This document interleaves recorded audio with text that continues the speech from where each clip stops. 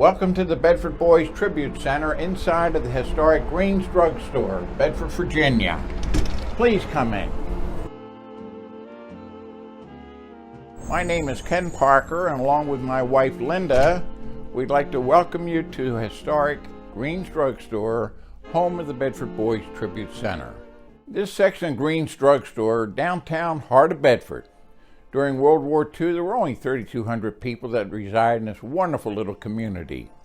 We had the high school, Bedford High School, right up the street, quarter of a mile. All 38 Bedford boys came into Green's Drug Store. This was the hub. This was the heart and soul of this little town. They worked here, they played here, they dated here. Every Monday night, they spent half their $1 every Monday night after their armory drill in the basement of the courthouse. Their footprints are all over. Following the tradition of the store owners, Charlie and Ann Green, during World War II they told all their pharmaceutical customers, bring pictures in of your loved ones serving overseas. And Charlie and Ann would post all those pictures in the two front windows. So what we decided to do, my wife and I, is to continue that valuable tradition by honoring the greatest generation. And what you will see on the walls behind me are pictures of their loved ones who served in World War II. Any branch, any theater of operation to pay homage to their loved ones. Their uncles, great uncles, their grandparents. And you'll also see behind me the most iconic spot we're in. 8:30. Monday, July the 17th, 1944, 21-year-old Elizabeth Hayes came into work. She was the Western Union telegram operator and went into her workstation and sat behind the teletype machine that reported the fates of our beloved Company A Bedford Boys. As I was describing to you earlier, I'm standing in front of the exact spot where young Elizabeth Hayes, the 21-year-old Western Union teletype operator, came in, sat in her chair, and right here was the teletype machine, where on that dreaded Monday morning, July the 17th of 1944, 6 weeks after the Normandy invasion, the town of Bedford fell on its knees.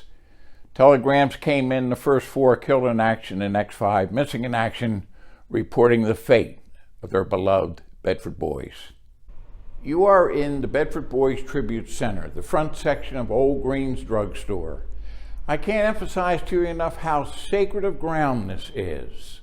You will see on this wall our Roll of Honor of Company A, 116th Infantry Regiment, and the portraits of 19 boys who were lost in the first wave of Omaha Beach, D-Day, 1944, June the 6th.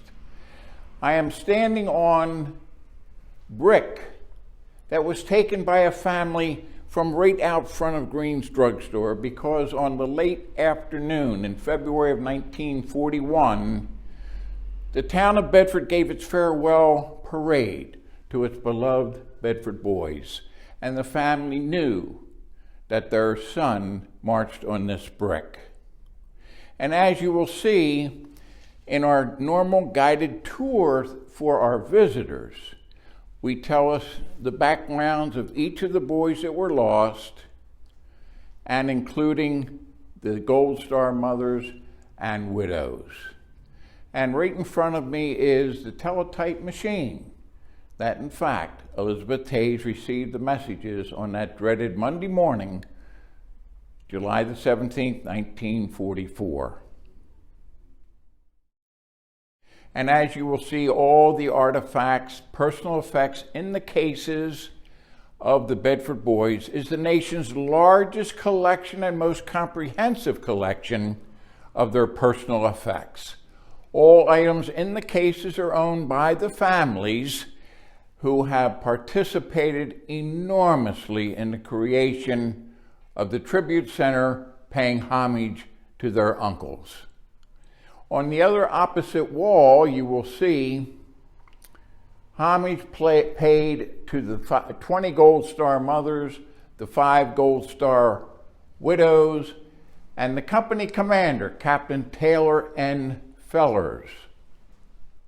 This section of the Bedford Boys Tribute Center is dedicated to the commanding officer, Captain Taylor N. Fellers, a tremendous leader, well respected, and to be noted, in a letter he wrote his mother on March the 27th, 1943, the company had been in England 7 months. He writes, "Dear Mother," but what's very important, and the original letter is in the case, is on top of page 2, this sentence. He says, "I'm beginning to think it's hard to beat a Bedford boy for a soldier." That's the type of leader he was.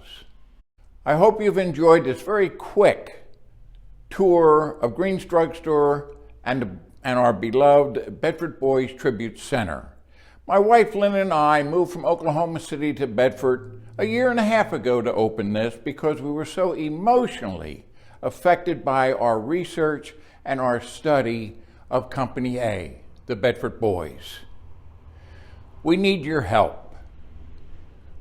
We need donations. We are a 501c3 entity, tax deductible, and we want to lay the groundwork so this tribute center, in fact, will stay open for the next 100 years. So I appeal to you, those who are patriots, historians, and good people that would like to make sure that that happens. We appreciate and thank you for your donations. And thank you very much again for your generous donation to the Bedford Boys Tribute Center.